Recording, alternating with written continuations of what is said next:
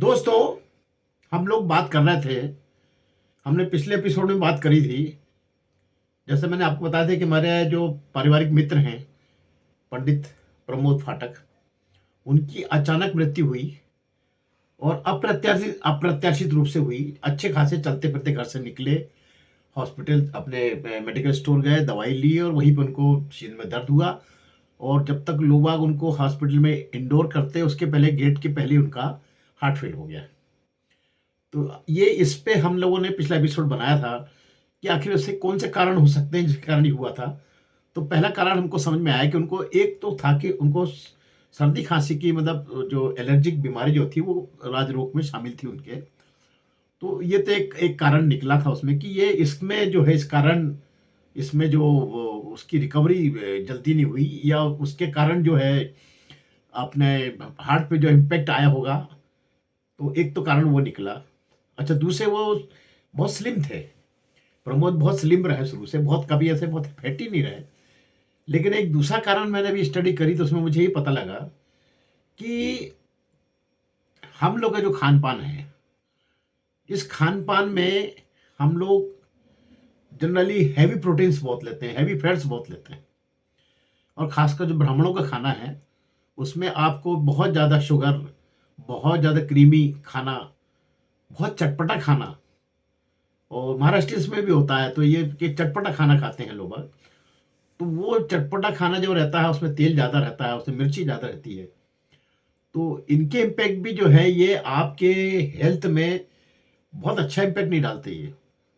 अच्छा, दूसरा के कारण ये भी है कि एज के हिसाब से क्या होता है कि अपना मूवमेंट लगातार कम होता जाता है। अपने जो जॉइंट्स हैं वो खराब होते हैं, इसलिए अपना चलना फिरना कम होता है और उतनी फुर्ती नहीं रहती जैसा कि एक यंग बच्चों में रहती है। तो उसके कारण क्या है कि हमारा जो सिस्टम जो है पूरा सुस्त सुस्त होने लगता है। और जब सिस्टम सुस्त होगा तो उसके कारण क्या है कि आपके अंदर जो डाइजेशन पावर है उसमें भी बहुत ज़्यादा ऋणात्मक इम्पैक्ट आता है। तो अब उसके बाद हमारा क्या फर्ज बनता है कि अगर आपको अब जो है स्वस्थ रहना है तो आपको लगातार अपनी डाइट जो है उस पर कंट्रोल करना पड़ेगा। आपके खान पान पे आपको कंट्रोल करना पड़ेगा। तो इसी बात को लेकर जब मैं एक बार मेरे एक मित्र हैं मिस्टर नेगी, डॉक्टर नेगी, उनके पास गया मैं। तो उन्होंने बताया कि देखिए, आपको जो है असल में आप इतने विद्वान हैं कि आपको कुछ समझाना बड़ा मुश्किल है, इसलिए आपको मैं डायटीशियन के पास भेजता हूँ और उससे आप बात करके फिर मेरे पास आइए। मुझे डायटीशियन के पास भेजा उन्होंने। तो डायटीशियन ने कहा कि देखिए, आप बहुत सीनियर हैं, पत्रकार भी हैं और बहुत से बुद्धिजीवी हैं, इसलिए आपसे बहस मैं नहीं कर सकती। तो मैं आपको एक चार्ट में आपको नंबर दूंगी, उस नंबर से आप अपना कैलकुलेशन करिए कि आप किस लेवल पे कहाँ पे गलती कर रहे हैं। सॉरी। तो उन्होंने चार्ट में लिखा, बताइए आपका नाम। मैंने कहा पंडित अनिल मिश्र। तो उन्होंने उसी में माइनस पॉइंट दे दिए, -30 पॉइंट। फिर दूसरा कॉलम आया कि आपका प्रोफेशन। तो मैंने बताया कि साहब मैं तो समाज सेवी हूँ और पत्रकार हूँ। तो उन्होंने कहा कि इससे आपको फिर -40 नंबर मिलते हैं। फिर उनका कॉलम था सोते कितने बच्चे हैं। मैंने कहा 10 बजे। बोले इसमें आपको 15+ पॉइंट मिलते हैं। उठते कितने बजे, मैंने कहा मैं 3 बजे से उठता हूँ। बोले इसमें आपको -20 पॉइंट मिलते हैं। सॉरी। ऐसा हमने चार्ट बनाया। अब फिर उन्होंने एक्सप्लेन किया उसको कि देखिए, आप मैं आपको नंबर देने का मेरा मतलब है कि आपको जहां पे आपको ध्यान रखना है कि ये डेंजरस पॉइंट है। जैसे आप मैंने आपका नाम पूछा तो नाम से आप क्या निकले, ब्राह्मण, पंडित अनिल मिश्र। इसका मतलब ये हुआ कि एक तो पंडित जो रहते हैं ब्राह्मणों, उनके जीन्स में है कि उनको मीठा बहुत ज्यादा पसंद है। तो यही आपका दुश्मन है, मीठा। दूसरा, आपको पकवान बहुत पसंद है। आपको जो है दुनिया भर की रबड़ी, मलाई, दही, दूध, सब ये बहुत आप पसंद करते हैं। ये सब आपको नुकसान कर रहा है। मैंने कहा साहब, दूध दही घी से तो ताकत आती है, लोग कहते हैं। बोले सॉरी, आपका मूवमेंट अगर फास्ट है, अगर आप इतना काम करते हैं कि आपको आपके श्रम से कारण आप पसीने में तरबतर रहे हैं, तब ये चीजें आप खा सकते हैं। तब आपकी चक्की इनको इनको डिसॉल्व करने के पावर में रहेगी। और अगर आपका मूवमेंट कम है, खाते और सोते हैं, तो फिर तो आपको बहुत ज्यादा कम खाना पड़ेगा।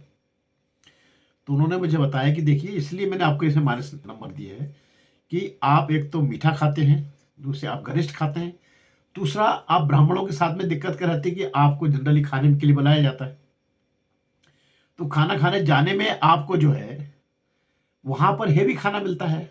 जहाँ भी जिसके हम मिष्ठान करने जाओगे तो हाई रिच फूड खिलाएगा आपको कि भाई हमारे ये यजमान है, तो ये हमारे ये जो आराध्य है इनके लिए अच्छा खाना बनना चाहिए, तो उसमें और भी मिष्ठान रहेंगे, ड्राई फ्रूट्स, दुनिया भर की चीज़ें जो अच्छे से अच्छी बेस्ट हो सकता है वो आपको मिलेगा, तो वो सब आपको नुकसान कर रहा है। दूसरे मैंने आपका जो प्रोफेशन से जो नंबर दिए कि समाज सेवी और पत्रकार, ये दोनों होने से क्या है कि आपको शोषण ज़्यादा होने से आपको समाज में बार बार बिग पार्टी में जाना पड़ेगा, और बिग पार्टी का जो भोजन रहता है वो कोई गृहिणी नहीं बनाती है, उसके लिए आते हैं बनाने वाले, और जब बनाने वाले केटरर्स आते हैं तो केटरर्स अपना फायदा देखता है, किसमें उसको फायदा है। तो जहां पर आपको शुद्ध मूंगफली का तेल मिलना था उसमें पाम ऑयल मिला हुआ तेल इसका इस्तेमाल करेगा वो अपने पैसे प्रॉफिट बढ़ाने के लिए। जहाँ पे शुद्ध घी का इस्तेमाल होना चाहिए वहां पे मिक्स शुद्ध घी लेगा, फैट्स मिलाएगा, उसमें कुछ चर्बी मिलाएगा। तो ऐसे कुछ कुछ जो पॉइंट है जिसके कारण जो है वो अपना प्रॉफिट बढ़ाएगा, लेकिन आप वहां से जहर खा के आएंगे। तो इसलिए आपको सलाह दी जाती है कि आपको कुछ चीजें छोड़ने के लिए आपका मन पक्का करना पड़ेगा। आपको मीठा बिल्कुल नहीं खाना है, आपको जो है दही दूध घी भी नहीं खाना है। दही शुद्ध घी अगर गाय का घर का बना हुआ है तो आप 1 चम्मच अधिक से अधिक 24 घंटे में 1 चम्मच का इस्तेमाल कर सकते हैं, वो भी टी स्पून नहीं, स्मॉल स्पून। तो ये ही इतनी ही डाइट आपको बचा लो, बहुत बड़ी बात है। और उसके बाद आपको जो है किसी प्रकार की फैट्स कोई भी नहीं लेना है, आपको डीप फ्राई कोई चीज नहीं खाना है, डीप फ्राई पापड़ भी अलाउड नहीं है आपको। आपको जो है आपको सब बैक बैक चीजें खाना है, जिसको भूंजा गया है, पकाया गया है, ऐसी चीजें खाइए। और पनीर भूल जाइए, पनीर तो बिल्कुल मत खाइए, पनीर नकली आ रहा है पूरा। ननीर पूरे इंडिया का जो पनीर है वो बिल्कुल नकली, इतनी गाय भैंसी नहीं है जितना पनीर मिल रहा है, इतना दूध ही हो रहा है बाजार में। आप इसी से लगा अंदाज लगाइए कि जब कोरोना आया था तब दूध की सप्लाई तो लगभग बंद हो गई थी, तो वो दूध कहाँ गया, गया कहाँ वो दूध? मुझे तो कहीं नहीं दिखा उसके बाद दूध हो गई वो।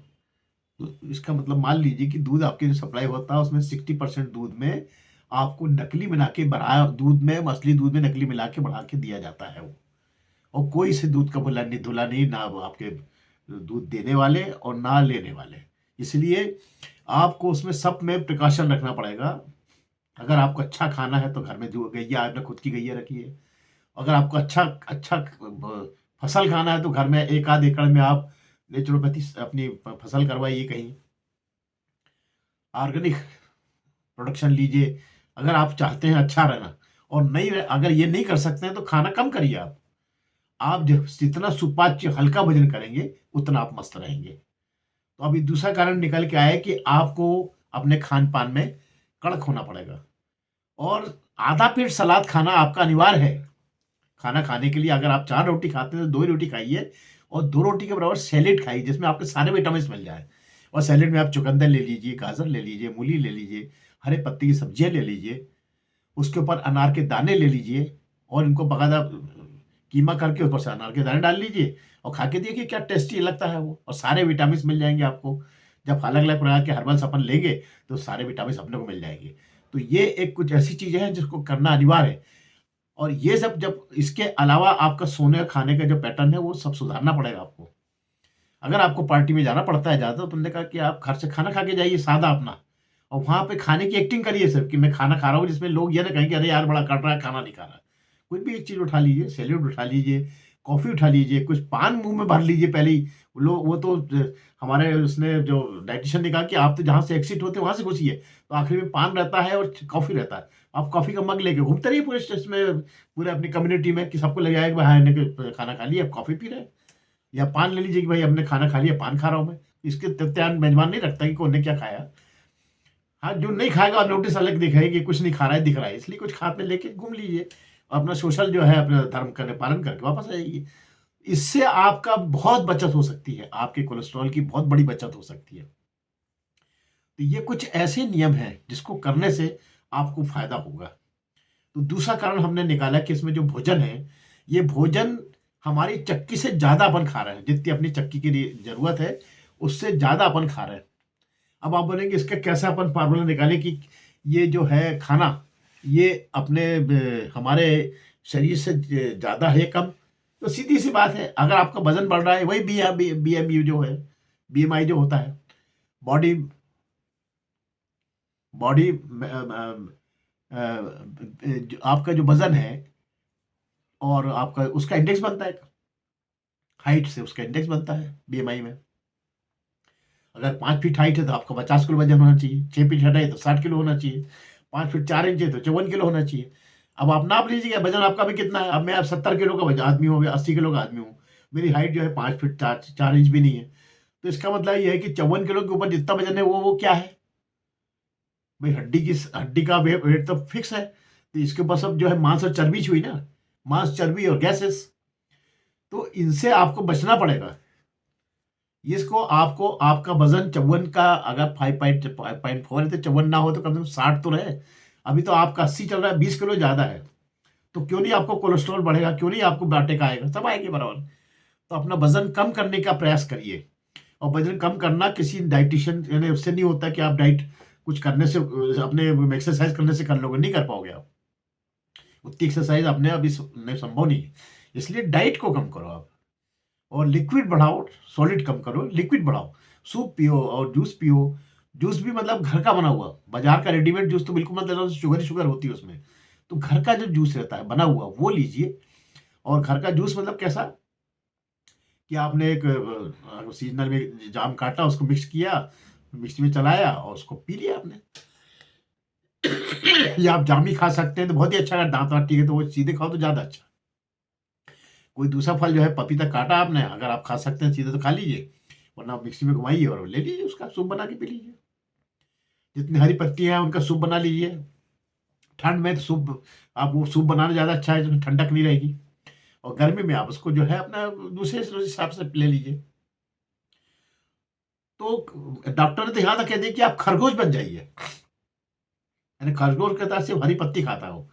तो जितनी आप हरी पत्ती खाएंगे, जितना आप जो इस प्रकार से हर्बल लेंगे, उससे आपका फैट्स अपने आप रिड्यूस होगा।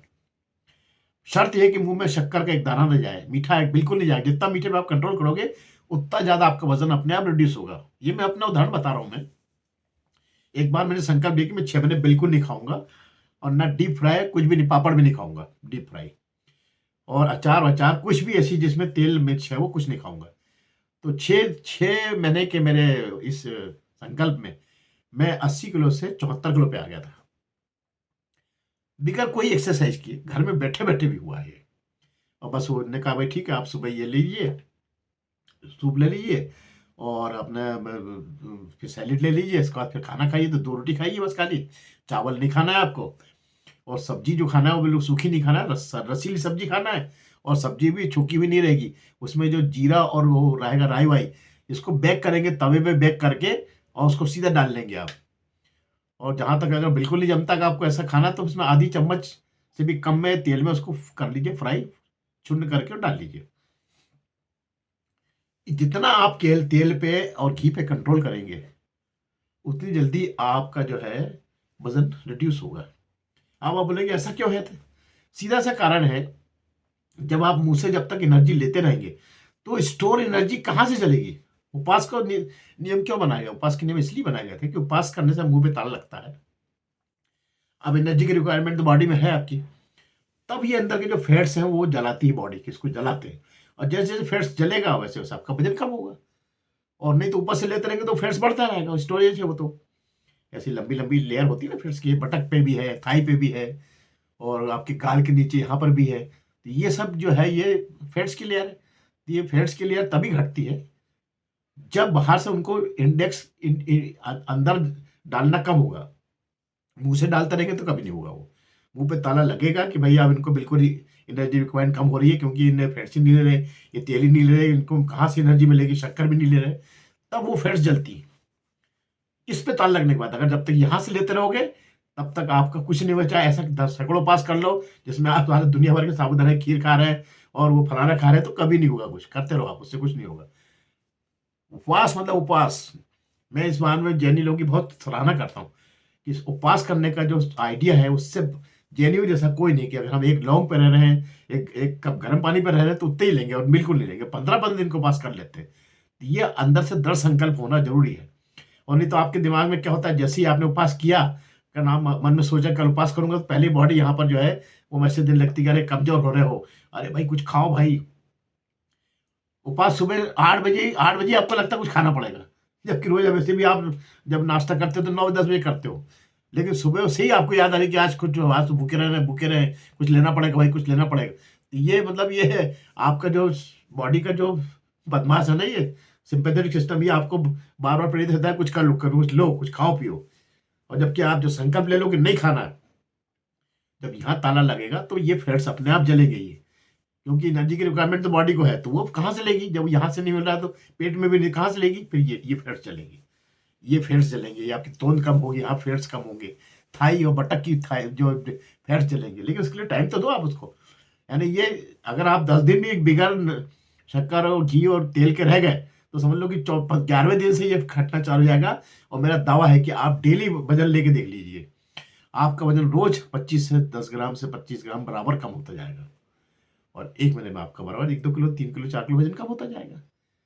और उसका उसका सीधे सी बात है कि जो सूट आपने छोड़ दिए, जो कपड़े आपने छोड़ दिए कि भाई ये तो मैंने जवानी में पहने थे, अब नहीं आते मेरे को, फिर वो पहन के देख लेना, वो आ जाएंगे। मेरे साथ ये हुआ कि मेरी शादी का जो कोट था 90 का, वो छोटा हो गया था, आ ही नहीं रहा था। लेकिन जब ये सब मैंने किया तो उसके बाद वो कोट बराबर से फिट आया, पैंट भी जो कमरे में टाइट हो गया था वो भी पैंट बराबर फिट आ गई वो। तब उसको हमको समझ में आया कि देखिए कितना फर्क पड़ता है बर्निंग का। तो ये बर्निंग की तरफ ध्यान दीजिए आप, तब जाके कुछ भला हो सकता है। और इसके कारण आप हार्ट अटैक से बहुत बचोगे आप, क्योंकि ये यही इसके असली कारण ये है कि अपन ओवर ओवर फीड कर रहे हैं। तो ओवर जो इंग्रेडिएंट अपने अंदर जा रहे हैं, उतना ब्लड में वो जाके वहां पे फैट्स तो बना रहे हैं, लेकिन फैट्स की बर्निंग नहीं हो पा रही। और बर्निंग नहीं होती तो कन्वर्ट इनटू फैट्स हो जाते हैं। और बर्निंग कहाँ से होगी, जब मूवमेंट फास्ट हो। अब मूवमेंट फास्ट अपन कर ही सकते, अपने बॉडी में इतनी ताकत ही नहीं कि अपन दौड़ भाग करें या पैदल खूब चले, आधा किलोमीटर में तो हाँफने लगेंगे आप। तो उसका बेहतर ये तरीका ये है कि आप उसको इंटेक ही मत लो। आप इंटेक लोगे तो आपको बर्न करना पड़ेगा। और यही हो रहा है, लोग खाते जा रहे हैं, अब वो क्या है, वो बर्निंग कर नहीं रहे तो फैट्स में कन्वर्ट होता जा रहा है, इधर इधर छाई में सब तरफ वजन लगातार बढ़ता जाता है। तो ये ख्याल रखिए कि बर्निंग खाना इतना इंपॉर्टेंट नहीं जितना कि उसको बर्न करना जरूरी है। और बर्निंग तो तभी होगी जब या तो मूवमेंट फास्ट हो, और या फिर जो है उसमें अपन इनटेक कम करें। ये दो ही रास्ते हैं। और बर्निंग तब इसकी फैट्स की अपने आप करेगा वो, लंग्स अब बॉडी अपनी सिस्टम, बॉडी का सिस्टम उसको अपने आप इसको बर्न करता है। और बर्न करके इसमें से जो चीज़ निकलती है फैट्स, उसको भेजता है ब्लड में वो। और वहाँ पे ऑक्सी हीमोग्लोबिन बनकर फिर वही जो एटीपी और एडीपी रहते हैं अपने एडिनोसाइन ट्राइफॉस्फेट माइक्रोकॉन्ड्रिया में, और एडिनोसाइन डाइफॉस्फेट, एडिनोसाइन मोनोफॉस्फेट, इन पे जाके वो ऑक्सी हीमोग्लोबिन लंग्स से जो ऑक्सीजन जाती है वो उस पर अटैक करती है, और अटैक होकर उससे जो है एनर्जी निकलती है। और वो एनर्जी अंदर की जो ये अपन जो जरूरत पड़ती है उसमें काम आ जाती है वो, और ये फैट्स टूट जाता है। ये एक तरीका है, इसको इस्तेमाल करिए तभी कुछ हो सकता है, वरना कुछ नहीं होगा। आप भगवान को कोसते रहेंगे कि अचानक कौन से प्रकोप आ गया, क्यों हुआ। लेकिन बेसिक कारण जो है हमारे हेल्थ के हैं, जिसको अपने को समझना पड़ेगा। इसको समझे बिगर इसमें कोई सुधार नहीं हो सकता। मैं तो बहुत से हार्ट अटैक के जितने केस आ रहे हैं सब में रीजन ये आ रहा है, कोलेस्ट्रॉल बढ़ा हुआ है। तो डीएचएल जो होता है, एलडीएचएल और डीएचएल, ये दो प्रकार के जो होते हैं कोलेस्ट्रॉल। तो बैड कोलेस्ट्रॉल को घटाने का तरीका यही है, और कोई तरीका नहीं है। अच्छा कोलेस्ट्रॉल तो जो ठीक है वो तो ठीक है, लेकिन उसकी भी एक लिमिट की भी जरूरत है, शायद जरूरत नहीं है। लेकिन जो बुरा कोलेस्ट्रॉल घटाने का तरीका यही है कि आप इंटेक कम करें, और थोड़ी बहुत एक्सरसाइज घर में करें। जैसे आप योगा तो कर ही सकते हैं कम से कम बैठे बैठे, तो आप जरूर भ्रष्टिका कपाल भारती अनुलोम विलोम के आप 5-5 मिनट के 10-10 मिनट के स्ट्रोक्स लीजिए, और कम से कम 40 मिनट तो करिए। और उसको सुगम करने के लिए मैं अगले एपिसोड में आपको बताऊंगा कि इससे, और मैं अपन इसी को कंटिन्यू करेंगे अगली। अभी हम ये सारी सीरीज जो है हमारे मित्र प्रमोद पाठक को ही समर्पित कर रहे हैं, स्वर्गीय प्रमोद पाठक को, कि उसके माध्यम से अपन लोग समझना चाहेंगे कि अप्रत्याशित प्रहार एक बार अपने झेल लिया है, अब ना आए किसी को। अपन इस पर प्रयास कर रहे हैं, बस यही मेरा छोटा सा प्रयास है। नमस्कार। अनिल मिश्रा, बैतूल से।